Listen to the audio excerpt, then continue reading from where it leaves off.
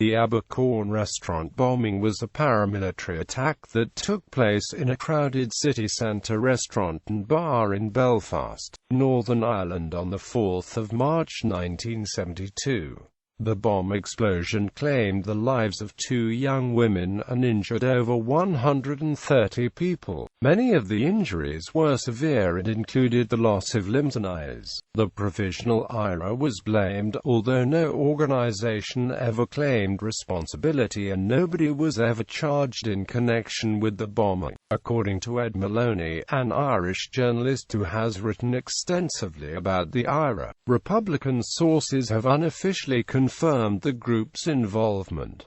The bombing. Telephone warning. The Abercorn was on 7 to 11 Castle Lane in central Belfast and housed a ground-floor restaurant and upstairs bar. It was owned by 45-year-old Bill O'Hara, a Catholic businessman. On Saturday, the 4th of March 1972, it was packed with late-afternoon shoppers when an anonymous caller issued a bomb warning to 999 at 4:28 p.m. The caller did not give a precise location, but advised that a bomb would go off in Castle Lane in 5 minutes' time. The street, located in the busy corn market area, milled with crowds of people shopping and browsing as was typical on a Saturday in Belfast. Explosion 2 minutes later, at 4:30 p.m., a handbag containing a 5-pound gelignite bomb exploded under a table inside the ground-floor restaurant. 2 young Catholic friends were killed outright: Anne Owens, who was employed at the Electricity Board, and Janet Marine, a hospital radiographer. The young women had been out shopping together and had stopped at the Abercorn to have coffee. They were seated at the table nearest the bomb and took the full force of the blast.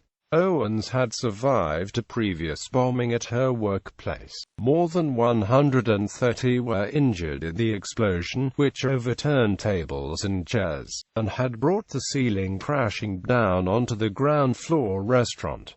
Many people were severely maimed. Some had their limbs blown off. Others suffered terrible head and facial injuries, burns, deep cuts and perforated eardrums. 3 had eyes destroyed by shards of flying glass. 2 sisters, Jennifer and Rosaline McNern, were both horrifically mutilated. Jennifer lost both legs, and Rosaline lost her legs, her right arm and one of her eyes. Witnesses described a scene of panic and chaos as the bloodied survivors stumbled through the smoked broken glass, blood and rubble, crawling over one another to get away, whilst firemen attempted to bring out the injured, many of whom lay with their bodies mangled, unable to move. An RUC officer was one of the first people to arrive on the scene. He described the carnage that greeted him as something he would never forget. All you could hear was the moaning and squealing and the people with limbs torn from the bodies. One reporter who arrived in the wake of the bombing was Northern Irish presenter Gloria Hannaford. Although the bodies of the dead and injured had been removed, she saw the belongings lying in the street amongst the Abercorn's debris. The gaping leather handbags with the contents spilling out and charred cuddly toys revealed that most of the victims had been young women and children. A woman who had been inside the restaurant before the blast later told an inquest that she had seen 2 young teenage girls walk out of the Abercorn, leaving a handbag behind shortly before the explosion.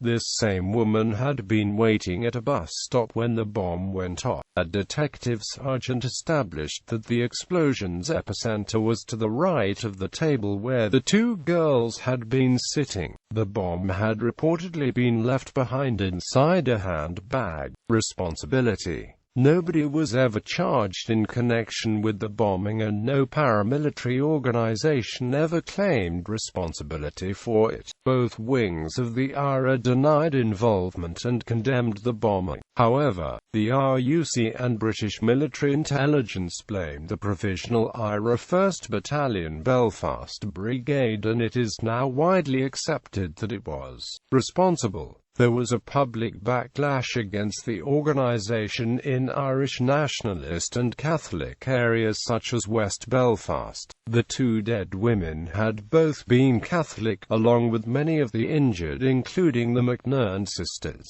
and the Abercorn bar was a popular venue with many young Catholics and nationalists. Provisional IRA Chief of Staff Sean McStarfane claimed the bombing was the work of loyalist paramilitaries. According to McStarfane, the Woodvale Defence Association had made threats against the Abercorn in its weekly newsletter after the Abercorn management refused to play the British national anthem. The WDA denied the allegations, adding that one of its members had a friend who'd been badly injured in the blast. The day after the bombing, a leaflet allegedly circulated by the loyalist Ulster Vanguard declared, "We make no apologies for Abercorn. No apologies were made for all the shot." These premises were being used extensively by Southern Irish shoppers for the transmission of information vital to the terrorist campaign.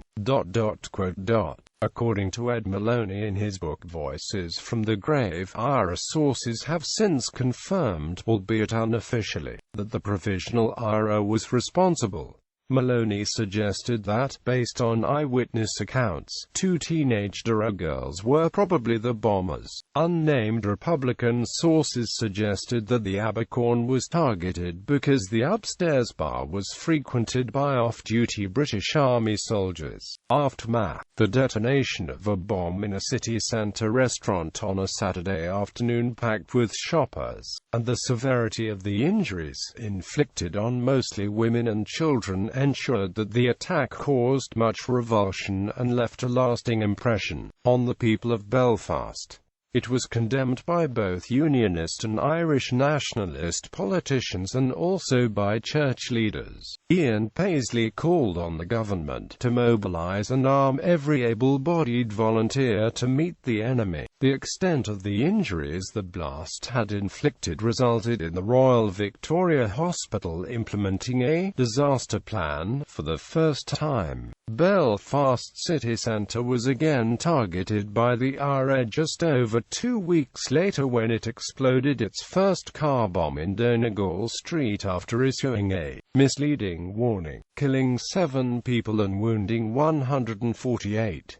As was the case in the Abercorn bombing, the injuries included the loss of limbs and eyes. Unrelated to the bombing, the Abercorn featured in a sectarian attack in July 1972, when Michael McGuigan, a Catholic working in the bar, was abducted by loyalist paramilitaries, shot and left for dead, but survived. He had been dating a Protestant waitress who also worked in the Abercorn, and this had provoked the loyalist group to carry out the attack. The Abercorn was demolished in 2007.